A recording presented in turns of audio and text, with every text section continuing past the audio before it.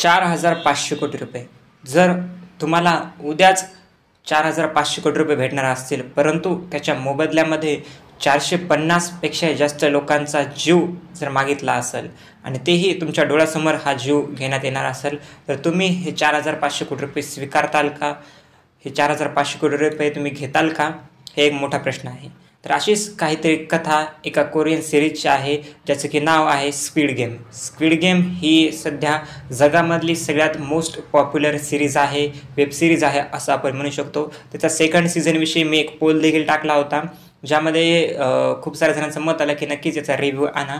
त्यामुळं मी याचा रिव्ह्यू जे आहे ते बनवत आहे. तर आता स्क्विड गेम सीझन 1 जे आहे, एक सिम्पल जर प्लॉट सांगायला गेलं तर जे जगामधील गरीब, आर्थिकदृष्ट्या दुर्बल किंवा आपल्याला म्हणता येईल की ज्यांच्यावरती खूप सारं कर्ज आहे, असे जे लोक आहेत, त्या लोकांना एक प्रकारे निवडलं जातं आणि निवडल्यानंतर त्याच्यापैकी शेवटीला जो व्यक्ती उरल, गेम खेळून शेवटीला जो व्यक्ती उरल, त्या व्यक्तीला जवळपास 45.6 बिलियन यॉन त्यांची जी करन्सी आहे, साऊथ कोरियाची यॉन म्हणून काहीतरी करन्सी आहे, म्हणजे डॉलर जरी धरलं तरी काही प्रॉब्लेम नाही, तर यॉन धरूयात आपण, जाऊ द्या. तर तेवढे पैसे जे आहेत ते भेटणार आहेत. म्हणजे जवळपास आपण तुम्ही असं धरून घ्या की एक साधा माणूस आहे एकदम आपल्यासारखा आणि त्याला एकदमच 4,500 कोटी रुपये भेटणार आहेत. फक्त करायचं काय तर गेम खेळायचे आहेत. आणि गेम असे तसे नाही, जर तुम्ही त्या गेममध्ये एक हरला तर त्याच्या मोबदल्यात तुमचा जीव असणार आहे. अशा प्रकारचे हे गेम आहेत. आणि मी जेव्हापासून या सिरीजविषयी म्हणजे पहिला सीझन जेव्हा बघितला होता तेव्हापासून थोडीफार रिसर्च केली, थोडंफार बघितलं, तर एक वेगळीच गोष्ट माझ्या समोर आली. ती अशी बघा की हे जे गेम्स आहेत ना, किंवा या चित्रपटाचे जे मेकर्स आहेत ते देखील म्हटले आहेत की हे रिअल लाईफशी इन्स्पायर्ड आहे. म्हणजे की अशा प्रकारच्या घटना घडलेल्या आहेत. मी खूप सारे व्हिडिओजही बघितले बघा.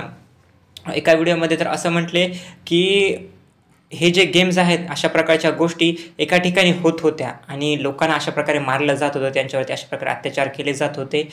आणि एका व्हिडिओमध्ये मी असंही ऐकलं की जे मोठमोठ्याले सध्या जगातील श्रीमंत लोक आहेत, ते अशाच प्रकारच्या गोष्टी करतात. असे जे गरीब लोक आहेत त्यांना किडनॅप करायचं, एका आयलंडवरती न्यायचं, त्या ठिकाणी नेऊन ते म्हणतात की त्यांचे आतडे काढा, आम्हाला त्यांना असं बघायचं, ते ओरडले पाहिजे, अशा टाईपच्या गोष्टी ज्या आहेत ते करतात. त्यामुळे ह्या ज्या गोष्टी खरंच होत असतील तर माणूस नेमका कोणत्या गोष्टीकडे चालला आहे काय माहिती.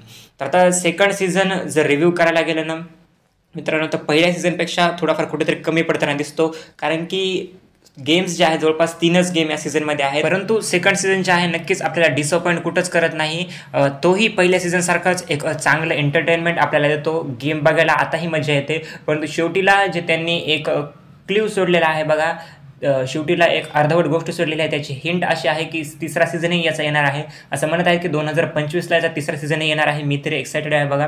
त्यामुळे वन टाईम वॉच हा सीझन आहे असं मी म्हणेल, कारण की ज्यांनी पहिला सीझन बघितला आहे त्यांनी तर बिंग वॉच सेकंड सीझन केलाच पाहिजे. मी तरी एक्सायटेड आहे बघा याच्या थर्ड सीझनसाठी. आता की 2 सीझन तर बघितले बघा मी, तिसऱ्या सीझनसाठी आहे. थोडाफार लेंदी असल्यामुळं जवळपास एका घंट्याचे एपिसोड्स आहेत, त्यामुळे मी 1.5x काही ठिकाणी 2xच्या स्पीडनं बघितलं, कारण की खूप बोर होत होतं बघा काही गोष्टी, कारण की एवढा ड्रामा देखील बरोबर वाटत नाही, थोडंफार लेंदी केल्यासारखं वाटत आहे.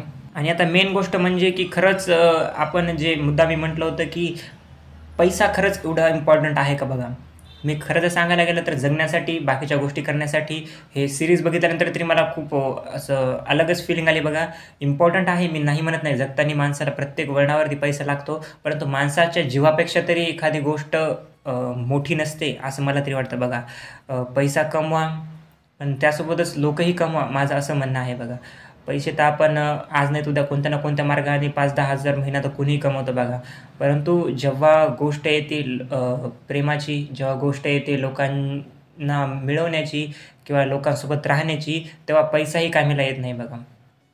त्यामुळं या सिरीजचा जो मेन कॅरेक्टर आहे त्याला आता पहिल्या सीझनमध्ये समजलं बघा की आपण पैसा तर कमवला, परंतु जेव्हा 450 जवळपास 455 लोकांचा जीव त्याच्या पुढे गेला, तेव्हा ते 4,500 कोटी रुपयेही त्याला काही कामीचे वाटले नाही. त्यामुळं तो सेकंड सीझनमध्ये रिटर्न येतो आणि सेकंड सीझनमध्ये रिटर्न आल्यानंतर तो जो आहे त्या व्यक्ती हे गेम थांबवायचा बघतो, त्यांचा बदला घ्यायचा बघतो, परंतु ते बदला घेऊ शकतो का नाही हे या सेकंड सीझनमध्ये जे दाखवण्यात आलेलं आहे.